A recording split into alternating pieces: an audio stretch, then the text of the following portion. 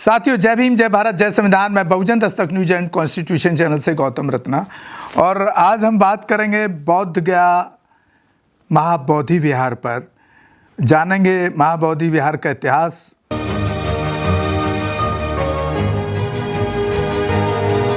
और उस इतिहास में ऐसे तथ्य आपको देंगे कब कब उस बौद्ध विहार पर, बोध गया पर आक्रमण हुआ, किस तरह से वो अब तक बचा हुआ है, और अब क्या लड़ाई उस पर चल रही है देश के अंदर। तो पहले तो मैं आपको उसके इतिहास पर लेकर जा रहा हूँ। देसी विदेशी आक्रमणकारियों तथा विरोधियों के विध्वंसक हमलों को झेलता हुआ अडिग खड़ा है महाबोधि महाविहार। यहाँ शिव की प्रतिमा की सच्चाई क्या है वो भी बताएंगे आपको इस एपिसोड में। हर्षवर्धन के शासनकाल में गौड़ देश बंगाल बिहार में शशांक नामक ब्राह्मण राजा राज करता था। वह बौद्ध विरोधी था और शैव धर्म को मानने वाला था। चीनू भिक्षु ह्वेनसांग उसी के शासन काल में भारत आए थे। ह्वेनसांग लिखते हैं, राजा शशांक ने घृणावश बोध गया के बौद्ध विहारों को तुड़वा डाला और बोधि वृक्ष को काट कर गिरा दिया। कटने पर भी उसे संतोष न हुआ तो पानी के स्रोत तक बोधि वृक्ष की जड़ें खुदवा डाली और उसे आग से जलवा दिया। यही नहीं, उसमें ऐसा विषैला पदार्थ भरवा दिया जिससे वह बोधि वृक्ष हमेशा के लिए नष्ट हो जाए, नामो निशान तक नहीं बचे। इसके अलावा शशांक ने महाबोधि विहार की विशाल बुद्ध प्रतिमा को तोड़ने की भी बहुत कोशिश की, लेकिन वह सफल नहीं हो सका और हार मानकर वापस लौट गया। श्रीलंका के बौद्ध राजा पूर्णवर्मा को शशांक द्वारा बोधि वृक्ष की विनाश लीला सुनकर बहुत दुख हुआ। तब तक राजा शशांक बौद्ध सम्राट हर्षवर्धन से युद्ध में पराजित हो चुका था। उस समय पूर्णवर्मा ने श्रीलंका के अनुराधापुर में स्थित बोधि वृक्ष की एक शाखा को बोध गया लाकर महाबोधि के मूल स्थान पर ही लगाया। यही नहीं, उसकी सुरक्षा के लिए उसके चारों ओर मजबूत ऊंची दीवार बनाकर घेर दिया। राजा पूर्णवर्मा के जीवन काल में बोधि वृक्ष 10 फीट ऊंचा हो गया था। 10वीं सदी में बंगाल बिहार में पाल वंश के राजाओं का शासन था। उसके द्वारा 11वीं सदी तक महाविहार में जीर्णोद्धार व बुद्ध प्रतिमाओं की स्थापना आदि विस्तार कार्य कराए गए। अब तक महाविहार कई उतार चढ़ाव झेल चुका था, लेकिन इसके बाद तो तुर्क की मुस्लिम सेना के भयंकर आक्रमण से महाविहार तबाह ही हो गया। धन संपत्ति लूटी गई। हजारों भिक्षुओं से धम्म में रहने वाला महाविहार विनाश से वीरान हो गया।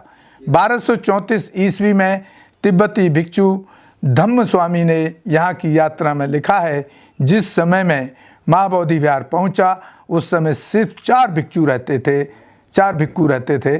तुर्की मुस्लिम सेना के विध्वंसक आक्रमण के कारण महाविहार के हजारों बौद्ध भिक्षु बोध गया छोड़कर चले गए। जाने से पहले सुरक्षा के लिए उन्होंने महाविहार की विशाल बुद्ध प्रतिमा के सामने के दरवाजे को ईंटों की दीवार से बंद कर दिया और उस पर प्लास्टर करवा दिया गया। मुस्लिम आक्रांताओं से मुख्य प्रतिमा के बचाव के लिए दरवाजे के बाहर विकल्प के रूप में एक दूसरी बुद्ध प्रतिमा रख दी। साथ ही बाहर के मुख्य द्वार को भी बंद कर उस पर भी प्लास्टर कर दिया गया था। भिक्षुओं को डर था कि बुद्ध विरोधी शैव संप्रदाय के लोग इसे तोड़कर मुख्य बुद्ध प्रतिमा को नुकसान न पहुंचाएं। इसके लिए उन्होंने प्लास्टर किए हुए बाहर के दरवाजे के बाहर शिव की एक मूर्ति बना दी ताकि भीड़ भ्रमित हो जाए। विदेशी मुस्लिम आक्रमणकारियों की आड़ में बुद्धम के स्थानीय विरोधियों ने भी महाविहार को बर्बाद करने में कोई कसर नहीं छोड़ी।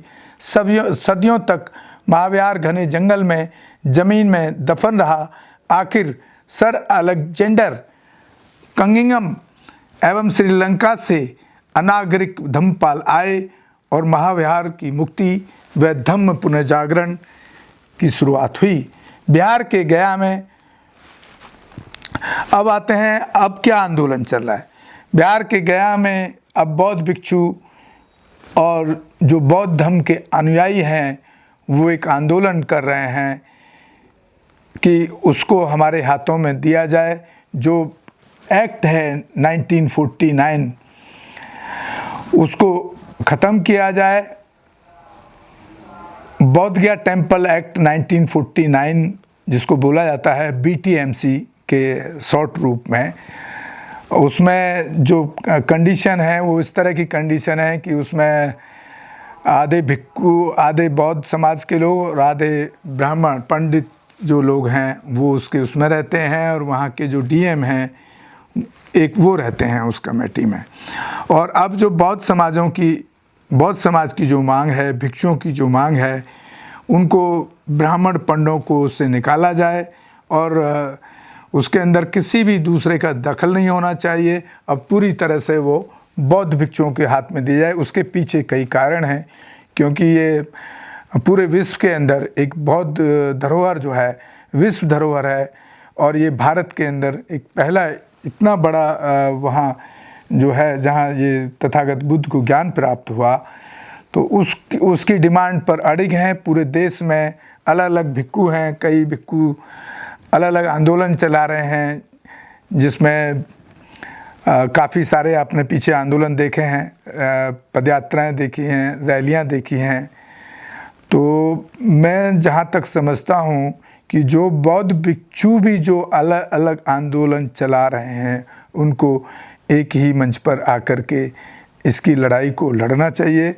और जो बाबा साहब के फॉलोवर हैं, जो बुद्धिस्ट बने, जिन्होंने बौद्ध धर्म अपना लिया या बाबा साहब को भी फॉलो करते हैं, उनको भी इसके अंदर एकजुट आकर के इस लड़ाई के खिलाफ एक, मैं समझता हूँ अभी जितना आंदोलन हुआ है उसमें बौद्ध भिक्षुओं के अलग अलग दिखाई दिए, अलग अलग काम करते, तो वो एक जगह पर आकर लड़ेंगे तो इस लड़ाई को और मजबूती से लड़ा जा सकता है, ऐसा मैं मानता हूँ। तभी इसमें सफलता मिलेगी, क्योंकि यहाँ की जो मनुवादी भाजपा कथित RSS संघी सरकार है वो तो इस देश को हिंदू राष्ट्र बनाने पर तुली हुई है। तो वो आसानी से तो जो हमारा बौद्ध गया महाबोधि विहार है वो हमें आप उस समाज को सौंपने वाली आराम से दिखती नहीं है। तो साथियों, ये मैंने पूरा शुरू से अब तक के इतिहास को आपको बताने की कोशिश की है। उम्मीद है कि आपको एक अच्छी जानकारी हमारे चैनल के माध्यम से मिली होगी, और आपकी कोई राय हो तो आप हमें कमेंट बॉक्स में ज़रूर दें। हमारे दोनों channel Bahujan Dastak news and constitution को ज़्यादा से ज़्यादा शेयर करें, सब्सक्राइब करें, ताकि हम इस तरह की जो चीज़ें हमारे देश में बहुजन समाज के खिलाफ हुई हैं या हो रही हैं, होती आई हैं, उसके खिलाफ लड़ाई को आगे बढ़ाने का काम कर सकें। और आप हमारे फेसबुक, ट्विटर, इंस्टाग्राम को भी फॉलो करें, जो पेज जो हमारे बहुजन दस्तक न्यूज़ के नाम से ही हैं। और एक हो पाए तो जितना भी हो पाए एक आर्थिक सहयोग भी करें, क्योंकि स्टूडियो चलाने के लिए एक बड़ा खर्चा हमें यहाँ पर करना पड़ता है। इसी के साथ आपसे विदा लेते हैं। जय भीम, जय भारत, जय संविधान, नमो बुद्धाय। साथियों, धन्यवाद। हमारे चैनल लाइक, शेयर, सब्सक्राइब देखना मत भूलिएगा। जय भीम, जय भारत, जय संविधान, नमो बुद्धाय। धन्यवाद। चैनल आर्थिक समस्या से गुजर रहा है। अगर आप बहुजन समाज में बाबा साहेब आम्बेडकर और तथागत बुद्ध की विचारधारा को अधिक से अधिक लोगों तक पहुंचाना चाहते हैं तो हमें आर्थिक सहयोग प्रदान करें, ताकि हम अपने चैनल के माध्यम से देश विदेश में समता, बंधुता, एकता और संवैधानिक अधिकारों को ज्यादा से ज्यादा लोगों तक पहुंचा सकें। आप अपनी सहायता राशि नीचे लिखे खाते में जमा करा सकते हैं।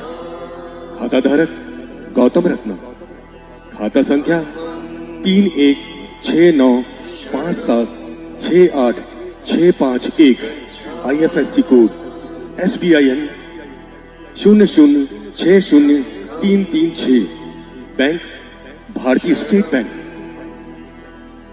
आप हमारे बैंक खाते का विवरण स्क्रीन पर भी देख सकते हैं। जय भीम, जय भीम। मैं गौतम रत्ना, गौतम फिल्म्स प्रोडक्शन में आपका स्वागत करता हूं। आप हमारे प्रोडक्शन हाउस के अंदर अपना कैरियर बना सकते हैं as a film director, as a producer and actor and actress and editor and cinematographer also.